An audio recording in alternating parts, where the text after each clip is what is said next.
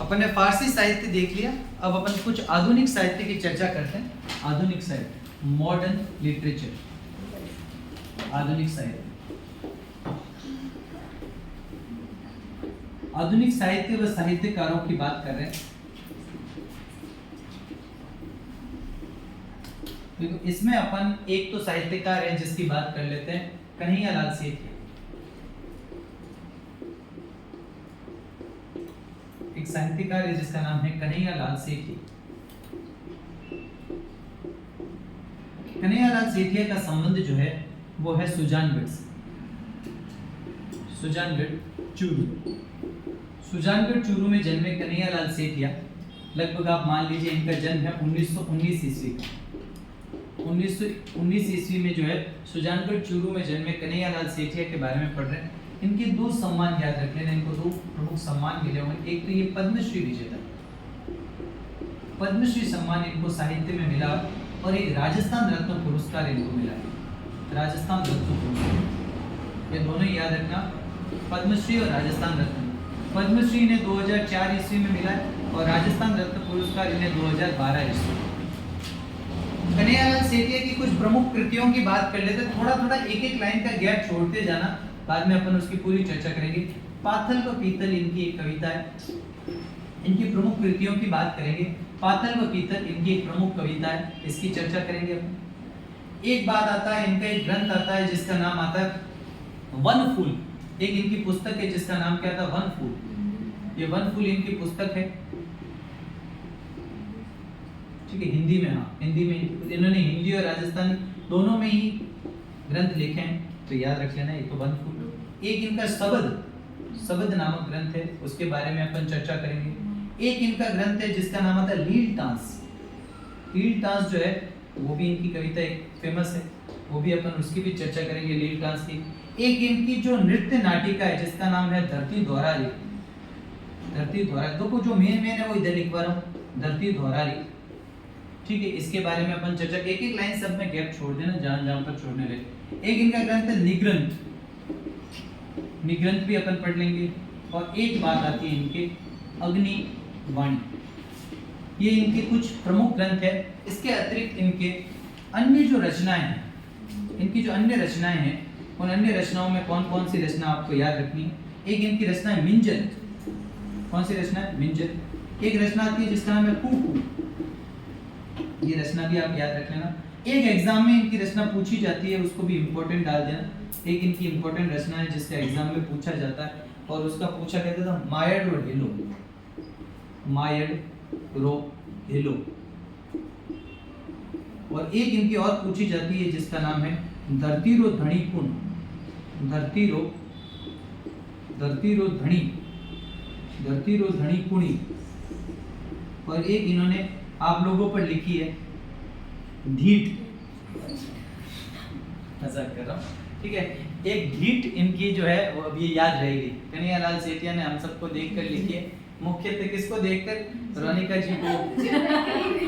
ये कहानी उन पर आधारित है, ठीक है, तो उन पे लिखी गई कि हम चाहे उन्हें कितना भी कह दें वो अपने समय के अनुसार ही आएंगे, तो वो वाली बात है। चलिए पीतल और पातल की बात करते हैं। यहाँ पर जो पातल है वो किसके लिए प्रयोग हुआ है, राणा प्रताप के लिए। और पीतल जो है वो साहित्यिक नाम किसके लिए प्रयोग हुआ है, पृथ्वीराज राठौड़ के लिए। बहुत फेमस कृति है। तो पीतल जो है वो तो पृथ्वीराज राठौड़ के लिए, और पातल जो है वो किसके लिए प्रयोग हुआ है, वो प्रयोग हुआ आपके राणा प्रताप। राणा प्रताप का संबंध मेवाड़ से और पृथ्वीराज राठौड़ का संबंध बीकानेर से। ये एक कविता के रूप में लिखा गया, कन्हैयालाल सेठिया की फेमस कविताओं में आती है पीतल व पातल, ठीक है, या पातल पीतल, पीतल पातल। एक बार जो वनफूल है वो हिंदी में इन्होंने लिखी, ये कन्हैयालाल की प्रथम पुस्तक है। कन्हैयालाल की प्रथम पुस्तक कौन सी है, वनफूल है, और ये 1940 में लिखी है इन्होंने। 1940 में कन्हैयालाल की जो पहली पुस्तक आती है उस पुस्तक का नाम क्या है, वनफूल है, ये याद रखना। फिर आता है सर सबद, ये सवाल एग्जाम में पूछा गया, सबद याद रखना किसकी है, तो सबद कन्हैयालाल सेठिया की है। और सबद के लिए इनको एक पुरस्कार मिला है, सूर्यमल मिश्रण पुरस्कार। सवाल आया था कन्हैयालाल सेठिया को कौन सी कृति के लिए सूर्यमल मिश्रण पुरस्कार मिला, तो इनको जो है वो कौन सा, इस कृति के लिए, इसके लिए इनको कौन सा पुरस्कार मिला है, इसके लिए पुरस्कार मिला, पुरस्कार का नाम है सूर्यमल मिश्रण पुरस्कार। सूर्यमल मिश्रण पुरस्कार। सूर्यमल मिश्रण पुरस्कार जो है वो कौन सी कृति के लिए मिला? तो वो मिला है आपके शब्द के लिए, और ये पुरस्कार लगभग 1987 ईस्वी में इनको जो है वो दिया गया। लीलटांस के लिए भी इनको पुरस्कार मिला। लीलटांस के लिए इन्हें साहित्य अकादमी पुरस्कार मिला। साहित्य अकादमी पुरस्कार, साहित्य अकादमी। देखो क्या याद रहता है आपको, वो मैं आपको जो इम्पोर्टेंट है वो इम्पोर्टेंट बता सकता हूँ, आपको यहाँ पर कितना याद रहता है तो वो ध्यान रखना आपको कि आप क्या क्या याद कर सकते हो। तो लीलटांस के लिए इन्हें साहित्य अकादमी पुरस्कार 1976 में दिया गया, ये भी याद रखना। धरती दौरारी इंपॉर्टेंट है। धरती दौरारी जो है वो इनकी एक नृत्य नाटिका है। क्या है? नृत्य नाटिका है। और धरती दौरारी के लिए इन्हें राष्ट्रपति सम्मान मिला है। इसके लिए क्या मिला इन्हें? राष्ट्रपति सम्मान। राष्ट्रपति से सम्मान मिला इन्हें, स्वर्ण कमल सम्मान, स्वर्ण कमल मिला इन्हें। तो किसके लिए मिला ये स्वर्ण कमल? ये मिला है धरती दौरारी। आपने एक इसकी उक्ति भी पढ़ी होगी, बहुत फेमस है। आप तो मतलब इसकी तुलना स्वर्ग से, राजस्थान की धरती की तुलना, तो क्या आप तो सरगा ने शर्मावे ईपर देव रमण ने आवे धरती दौरारी, बहुत फेमस नृत्य नाटिका, मतलब डांस के ऊपर है ये। तो धरती दौरारी गाना मैं बचपन में मैंने भी खूब सुना है। कई जो ढाबे वगैरह होते थे, चाय के टी स्टॉल, वहां पर पहले राजस्थानी गाने चलते थे। तो राजस्थानी गानों में ये धरती दौरारी जो है बहुत सुना मैंने बचपन में। और जो बसों में जाते थे, उन रोडवेज बसों में भी पहले धरती दौरारी जो है खूब चलता था। तो हाँ, हिंदी में नहीं, ये तो मारवाड़ी में, राजस्थानी नहीं। इसके ये कथन है, मतलब इसकी जो लाइनिंग है ना वो है, ये तो आ तो सुर्गा ने शर्मावे, मतलब स्वर्गों को भी शर्म आ जाए इतनी सुंदर। आ तो सुर्गा ने शर्मावे ईपर देव रमण ने आवे, मतलब देवता तक यहाँ पर रमने यानी आते हैं। तो ऐसी धरती है हमारे राजस्थान की, वो कन्हैयालाल सेठिया ने। और पीतल पातल तो आप सब जानते हो, जिसमें कन्हैयालाल सेठिया के बहुत डिस्क्रिप्शन, जिसमें इन दोनों के बीच की कि किस प्रकार से जो है पृथ्वीराज राठौड़ जो है वो महाराणा प्रताप में ऊर्जा भर रहे हैं अपने ग्रंथों के माध्यम से, वो भी बात। एक निग्रंथ है, ये याद रहे तो ठीक है। ये इनके लिए इनको मिला मातृभूमि पुरस्कार, निग्रंथ। और लास्ट है अग्निवाणी, इसके लिए इन पे राजद्रोह का मुकदमा चला, राजद्रोह मुकदमा बीकानेर में। इसमें कुछ ऐसी चीजें इन्होंने लिख दी जिसके कारण बीकानेर में इन पर राजद्रोह मुकदमा चला। तो ये याद रख लेना। ये कौन है? ये ऐसा कन्हैयालाल सेठिया। इसके अलावा मायर और हेलो, मायर मतलब होता है मातृभूमि, और हेलो मतलब क्या होता है? आवाज। तो मातृभूमि की पुकार, मायर रो हेलो का मतलब क्या है यहाँ पर? मातृभूमि की पुकार। धरती रो धनी, धनी कहते हैं पति या फिर मालिक। तो धरती रो धनी कौन, यानी कि इस धरती का मालिक कौन है? ये। और ढीठ तो फिर हो ही गया, ठीक है। चलिए, हिंदी का ही ना? हाँ, निग्रंथ भी हिंदी का, ठीक है। इसमें से जो आपको नामों से ही क्लियर हो रहा है कि कौन कौन से, शब्द, लीलटांस, धरती दौरारी, मायर रो हेलो, धरती रो धनी कुण, मिंजर, कुकू, ये सारी राजस्थानी रचनाएं इनकी। तो इन्होंने राजस्थानी और हिंदी में लगभग 30 से 40 रचनाएं लिखी है। दोबारा देखो, पढ़ते हैं। सुजानगढ़ चूरू में जन्मे कन्हैयालाल सेठिया, इतिहास बहुत प्रसिद्ध इतिहासकार, बहुत प्रसिद्ध साहित्यकार। 1919 में जन्म हुआ। पहला पुस्तक इन्होंने 1940 में 21 वर्ष की आयु में इन्होंने लिख दी, और पुस्तिका हिंदी में थी, नाम क्या था? वन फूल। दूसरी बात, इन्हें 2004 में अपने लेखन कार्य के लिए, साहित्यिक कार्य के लिए 2004 में पद्मश्री, और 2012 में जो है राजस्थान रत्न पुरस्कार पहली बार 2012 में ही दिया गया था। और कई साहित्यकारों को यह पुरस्कार दिया गया 2012 के अंदर, राजस्थान रत्न पुरस्कार। आगे चर्चा कर लेंगे किन किन को। एक विजयदान देता है, उनको दिया गया। एक लक्ष्मी कुमारी चुंडावत है, उनको। साहित्य में इन सबको 2012 में क्या मिला? राजस्थान रत्न। अगली बात आती है इनकी कविता है, जिसका नाम है पीतल पातल, जिसमें पीतल तो पृथ्वीराज राठौड़ है, और पातल कौन है? महाराणा प्रताप। पहली रचना वन फूल है, हिंदी में लिखी हुई है। शब्द के लिए, ये इंपॉर्टेंट है, शब्द के लिए इनको कौन सा पुरस्कार मिला? सूर्यमल मिश्रण पुरस्कार 1987 में। लीलटांस अपन ने पढ़ा भी था, दशहरा के समय में लीलटांस एक पक्षी होता है, लीलटांस नामक पक्षी, जिसके दर्शन जो होते हैं शुभ माने जाते हैं। कहते हैं जब राम जी रावण के विरुद्ध युद्ध करने गए थे, तो उन्हें राह में जो है लीलटांस नामक पक्षी, शुभिन चिड़िया जिसको अपन कहते हैं, वो दिखी थी। तो वो भी जानकारी। धरती दौरारी भी पढ़ लिया। ये नृत्य नाटिका, राष्ट्रपति सम्मान मिला, निग्रंथ हो गया, और ये बाकी के याद रह जाएंगे।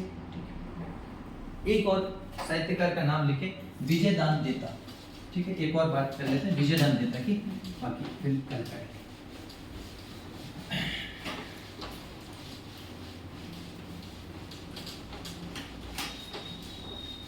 एक साहित्यकार है जिसका नाम है विजयदान देता। देखो, जितना आपको पता है उसको तो याद करना नहीं है, जो नया फैक्ट है उसको जोड़ देना, ठीक है। तो विजयदान देता जो है, इनका संबंध कहाँ से है? विजयदान का जन्म जो हुआ विजयदान देता का, इनका जन्म हुआ बोरुंदा में, और बोरुंदा कहाँ पड़ता है साहब?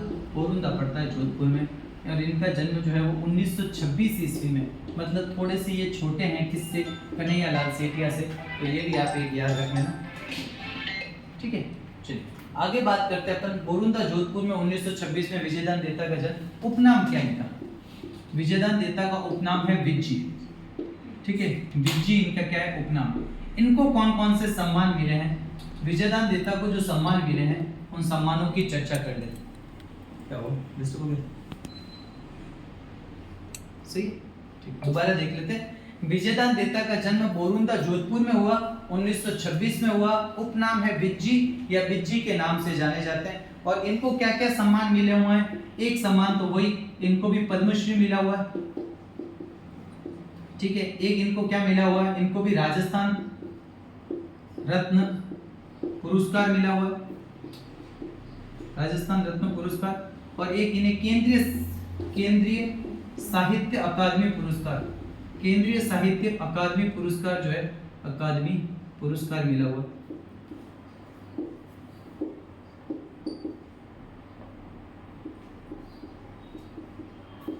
ठीक है, तो ये पुरस्कार जो होता है विजयदान देता को जो है मिले हुए हैं।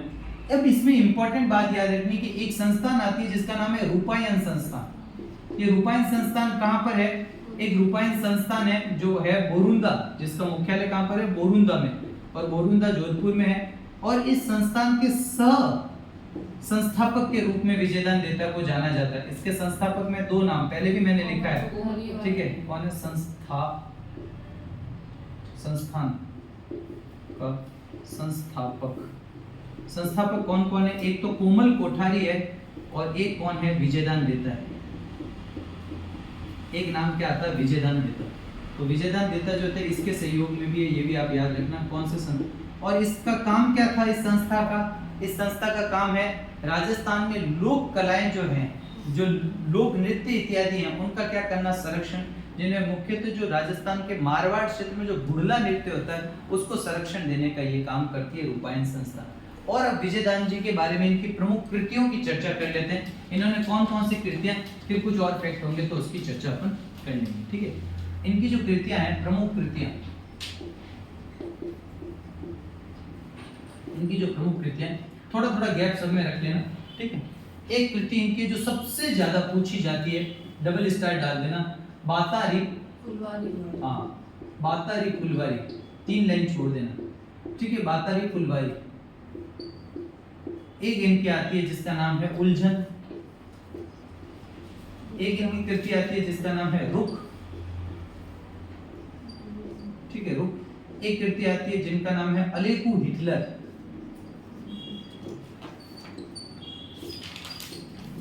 एक इनकी कृति आती है जिसका नाम है बापू के 3 हत्यारे। बापू के 3 हत्यारे, ठीक है। एक इनकी कृति आती है जिसका नाम है चौधराइन। हाँ, नहीं इनमें जरूरत नहीं, चौधराइन की चतुराई, चतुराई, ठीक है। और क्या बात आता है? एक इनकी पुस्तक आती है जिसका नाम है सपन प्रिया। सपन प्रिया अंतराल, लेकिन अंतराल एक अलग और है, वैसे इसी का पूरा नाम है सपन प्रिया अंतराल, ठीक है। तो दोनों याद रख, अंतराल अलग नाम से भी पूछी गई, वो भी याद रख लेना, ठीक है। एक इनकी आती है लजवंती, और दो इनके जो है, दो इनके प्रमुख उपन्यास भी है, ठीक है। 2 उपन्यास, जो उपन्यास इनके फेमस हुए हैं उनमें एक उपन्यास है तीडो राव, और एक उपन्यास है इनका जिसका नाम है मारो बदलो।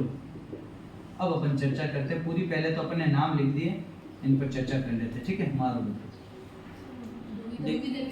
हाँ, दुविधा के लिए फिल्मों, उसका फिल्मों का वर्णन करना है, इसलिए उसको मैंने साइड में रखा है। अभी उस पर चर्चा करेंगे, दुविधा, हाँ, दुविधा पर चर्चा करेंगे, और कुछ होगा तो उस पर भी चर्चा। एक बार आप इधर तक देखो, बातारी फुलवारी किसकी कृति है? विजयदान देता की है। किसकी कृति है? विजयदान देता की। अब विजयदान देता ने जो बातारी फुलवारी लिखी है वो क्या है? ये लोक कथाओं का संग्रह है। लोक कथाओं का क्या है? संग्रह, लोक कथाओं को इकट्ठा कर करके इन्होंने क्या बनाया, बातोरी फुलवारी बनाया। और ये जो लोक कथाएं ये टोटल कितने खंडों में है, ये 14 खंडों में ये सवाल पूछा गया। कितने खंडों में? 14 खंडों में। बातारी फुलवारी कितने खंडों में? 14 खंडों में लिखा गया है, याद रखना। और बातारी फुलवारी को अगर अपन हिंदी में शाब्दिक अर्थ देखें तो शाब्दिक अर्थ इसका क्या है? इसका शाब्दिक अर्थ है, इसका शाब्दिक अर्थ क्या आता है? फूलों का बगीचा, या ठीक है, फूलों का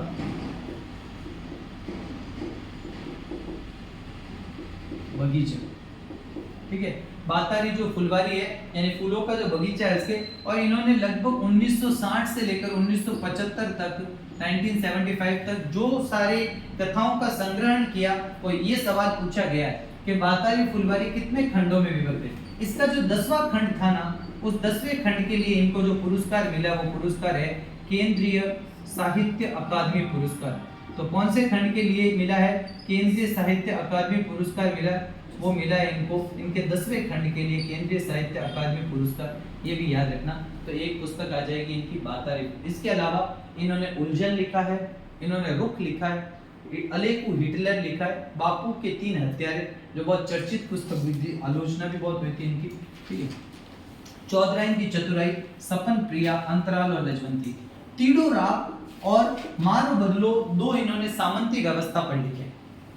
मेनली सामंती व्यवस्था पर, यानी सामंती व्यवस्था जो है ना, सामंती व्यवस्था की आलोचना पर इन्होंने जो पुस्तक लिखी है वो पुस्तक क्या कहलाती है? वो कहलाती है मारो बदलो।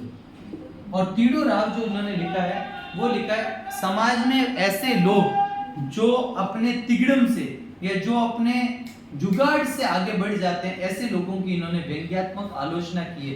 क्या मतलब? जो जुगाड़ लगाकर आगे बढ़ जाते हैं, ऐसे लोगों की जो आलोचना की है इन्होंने। तो तीडो राव यानी समाज के जुगाड़ू या फिर जो तिगड़म लगाकर, मतलब वास्तव में मेहनत ना कर तिगड़म लगाकर आगे बढ़ने वाले, समाज के तिगड़म लगाकर आगे बढ़ने वाले लोगों की आलोचना, आगे बढ़ने वाले लोगों की आलोचना। तो ये जो ग्रंथ है लोगों के आलोचना, ये जो उपन्यास है, ये किसने लिखे हैं सारे? ये लिखे हैं विजयदान देता ने। दोबारा सुन लो एक बार, फिर जगह करते हैं और बात पढ़ते हैं। विजयदान देता का संबंध जो है वो बोरुंदा जोधपुर से 1926 में जन्म है। इन्होंने विज्जी के नाम से भी इनको क्या किया जाता है? जाना जाता है। इन्होंने जो सम्मान प्राप्त किए उसमें इन्होंने पद्मश्री, केंद्रीय साहित्य अकादमी पुरस्कार, राजस्थान रत्न पुरस्कार इन्होंने प्राप्त किए। इन्होंने रूपायन संस्थान जो आती है उसके सह संस्थापक की भूमिका भी निभाई है।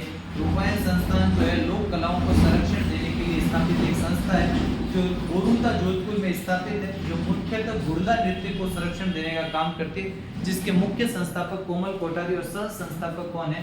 विजयदान देता है। विजयदान देता की जो प्रमुख पुस्तक है उसका नाम है बातारी फुलवारी, जो लोक कथाओं का संग्रह 1960 से 75 तक सारी लोक कथाओं का संग्रह किया और टोटल 14 भाग में 14 खंडों में विभक्त है, जिसमें 10वें खंड की लोक कथाओं के लिए इन्हें केंद्रीय साहित्य अकादमी पुरस्कार भी प्राप्त हुआ है। इन्होंने उलझन, रुख, अलेकू हिटलर, बापू के 3 हत्यारे, इसके अलावा इन्होंने 2 जो प्रमुख उपन्यास लिखे उसमें तीडो राव और मारो बदलो। मारो बदलो में सामंती व्यवस्थाओं की आलोचना और तीडो राव में समाज में तिगड़म लगाकर आगे बढ़ने वाले लोगों की इन्होंने क्या किया? आलोचना। इसके अलावा इन्होंने चौधराइन की चतुराई पढ़ा, स्वप्न प्रिय, अंतराल है और लजवंती जैसे ग्रंथों की भी इसने क्या करी है? रचना। तो थोड़ा बहुत सुना हुआ होना चाहिए, ऑप्शन में बैठेगा तो आप क्या कर लोगे? उसको टिक कर लो। अब बात आती है कि ये इतने बड़े साहित्यकार हैं कि इनके साहित्य और इनकी कृतियों पर नाटक और फिल्में भी बनी है। तो इनकी एक कृति है जिसका नाम है दुविधा, ठीक है। उस दुविधा पर दुविधा नाम से और पहेली नाम से पिक्चर्स, पहेली तो शाहरुख खान ने एक्टिंग करी थी, आपने देखी होगी।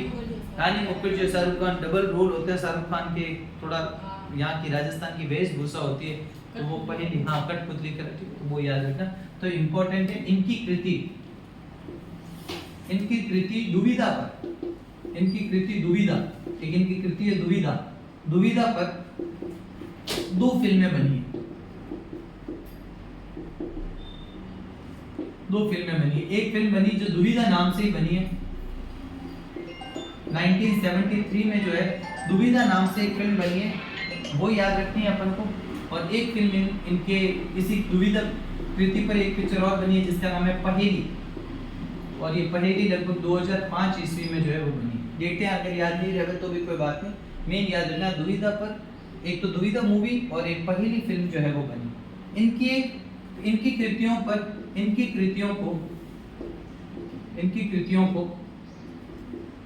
कृतियों का लिख देना, का नाटकीय रूपांतरण, इनकी कृतियों का नाटकीय रूपांतरण किसने किया है?